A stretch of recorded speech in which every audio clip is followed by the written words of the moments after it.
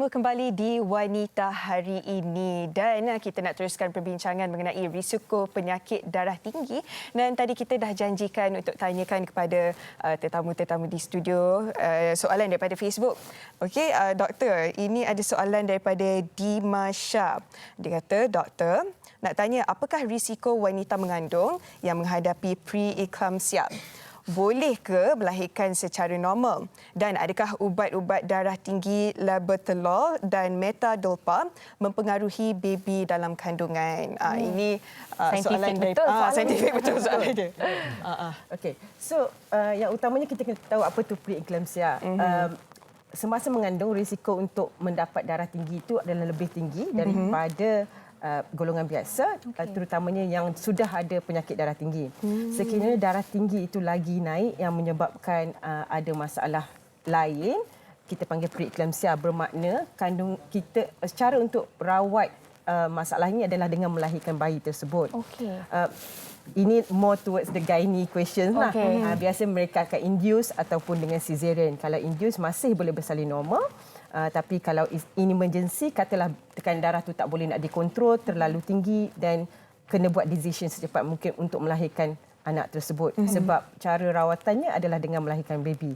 Tapi sekiranya tekanan darah tu dapat dikawal dan kita boleh tunggu bagi masa dan boleh induce dan boleh bersalin dengan normal. Ubat yang dimentionkan tadi, metadolpa dengan labetalol adalah ubat yang paling selamat kita gunakan untuk ibu-ibu mengandung. Sebab memang tak dinafikan banyak ubat-ubatan, tak banyak ada kajian sebab susah kan nak buat kajian dalam ibu mengandung. Sebab kita pun tak tahu risiko. Side effect semua tu. Tapi ubat ni memang dah lama digunakan. Memang ubat yang utama kita gunakan untuk ibu-ibu mengandung yang ada masalah tekanan darah tinggi. Especially yang terlalu membahayalah sebab kita kena maintain tekanan darah berada di kalangan yang normal, di kalangan ibu mengandung supaya tidak membahayakan kandungan dan juga ibu. Maksudnya penggunaan kedua-dua ubat yang ditanyakan tadi selamat. Bagus sebenarnya soalan daripada kawan-kawan kita di Facebook ni berkenaan dengan penyakit darah tinggi untuk orang yang mengandung. Okey, ini kepada Achong.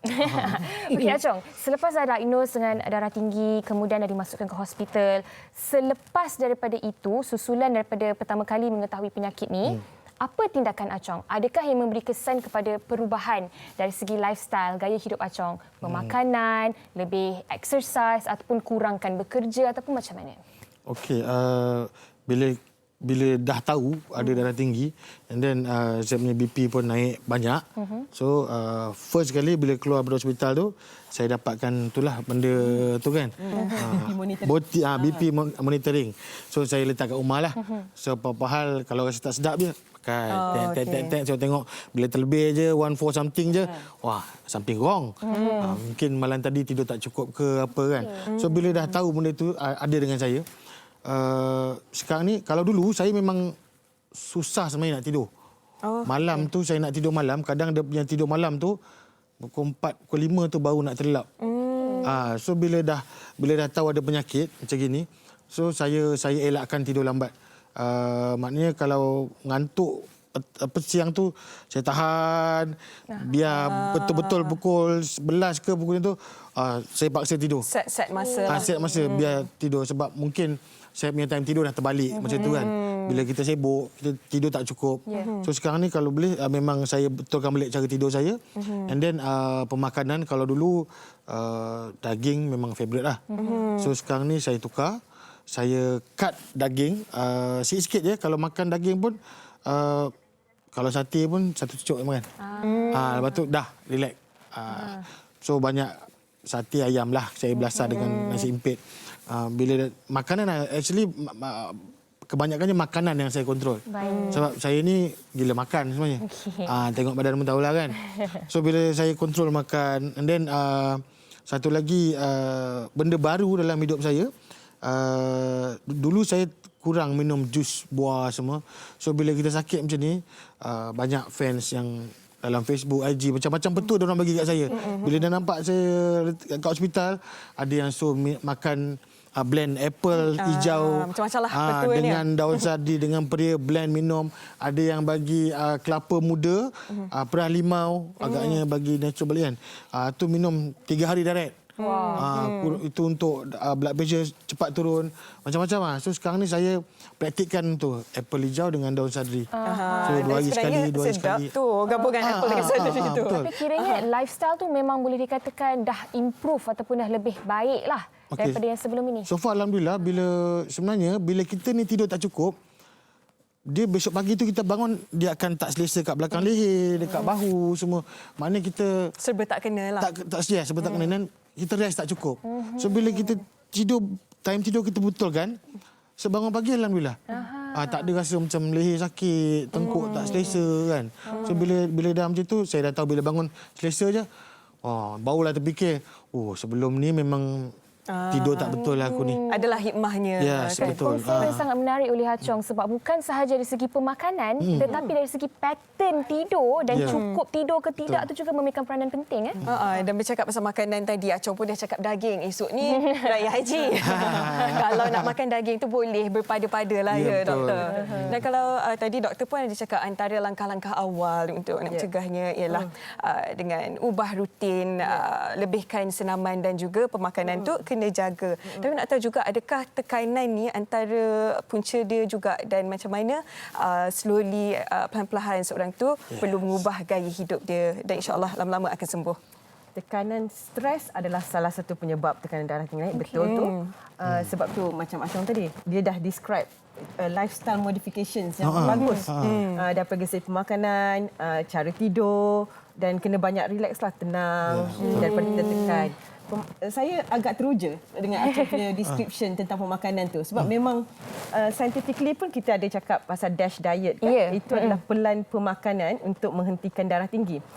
Dalam pelan pemakanan tu dia cakap as general kena banyakkan makanan buah-buahan, sayur-sayuran, kurangkan makanan yang berlemak, susu rendah lemak, banyakkan ke kacang sebab tu ada lemon kat situ semua. Lemon betul. Dan kurangkan daging merah, ambil ikan. Memang pengambilan daging tu menyumbang kepada darah tinggi ni ke?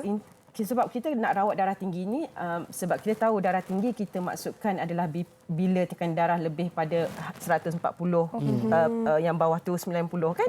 Tetapi ada juga, pernah dengar kan orang cakap 120, 80 baru normal. In between tu kita cakap macam pre-hypertensi. Dah kena jaga-jaga. Itu petanda lah tu. Petanda dah. So yang jaga-jaga tu kita kena lifestyle modification. Dah start lifestyle modification maknanya tak perlu ubat sekiranya kita berjaya mengubah lifestyle kita. Sebab dengan jaga pemakanan sahaja, yang bahagian systolik tu, yang bahagian atas pertama punya bacaan darah tinggi boleh turun sebanyak 8 mm mercury. So boleh mengubah. Baik. Okey, doktor, sedikit di hujung perbincangan kita ni juga dari segi pemakanan juga mungkin doktor boleh kongsikan tentang pengambilan sodium ataupun garam. Adakah ia akan memberi kesan kepada mereka yang sudah pun menghidapi ataupun kalau orang yang kuat sangat makan garam ni berpotensi untuk menghidapi penyakit darah tinggi ni? Statement tu dah betul. Memang berpotensi untuk menghadapi darah tinggi dan siapa yang dah kena mengurangkan garam. Kita suggest lebih kurang 1 sudu kecil teh sehari. Sehari. Kalau macam masak satu hari tu 5-6 lauk dah lebih kot satu sudu. Secubit je. Tak boleh habiskan semua lauk tu kan? Betul. Secubit lah. Jadi betul kena kurangkan garam. Kalau dapat kurangkan daripada 1 sudu teh tu lagi bagus. 1 sudu teh tu bersamaan dengan 2.4 gram satu hari. Kalau kita rajin lah tengok dalam Achong lepas ni boleh tengok apa nutrition betul. Sodium 1436. Alamak. Itu dalam makanan segera dah ada dah. Betul. So satu hari makan tu je, jangan makan lain dah. Jadi peringatan untuk kita semua. Baik. Tekanan pun satu doktor. Betul. Depress. Tekanan. Kalau kita banyak sangat benda fikir, saya awal-awal saya rasa masa saya awal-awal kena tu, masa tu kita PKP. So bila diorang dah announce kita tak boleh buat persembahan terbuka, tak boleh ada expo, tak boleh ada ni, saya automatic jam. Dia cakap, habis aku nak buat apa ni? Jadi stres lah dekat situ. Pasal kita macam untuk saya, memang 100% saya cek makan dengan show, dengan expo-expo kan. So bila tak boleh, jam kepala otak. Oh, okey. Nampaknya masa cukup-cukup mencemburui kita. Jangan stres. Okey, itu dia dah Jangan pesan. stres. Betul. Okey, baik. Terima kasih banyak-banyak kita ucapkan kepada doktor dan juga Achong perkongsian yang cukup padat dan menarik pada hari ini. Dan apa yang dapat kita simpulkan sebenarnya, berjaga-jagalah walaupun daripada usia muda mungkin sekarang ini tak nampak, penyakit itu akan datang kemudian hari. Dan harapnya anda semua penonton mendapat manfaat daripada perbincangan pada hari ini. Lebihkan sayur, lebihkan buah-buahan, kurangkan garam, jangan berlebih-lebih dalam pemakanan kita terutamanya. Baik, terima kasih banyak-banyak sekali lagi kepada Achong dan juga Profesor Madya Dr. Maisarah Jalalun Muhaili di atas perkongsian pada hari ini. Kepada anda, jangan ke mana-mana, kita akan berehat seketika, kembali selepas ini di Wanita Hari Ini.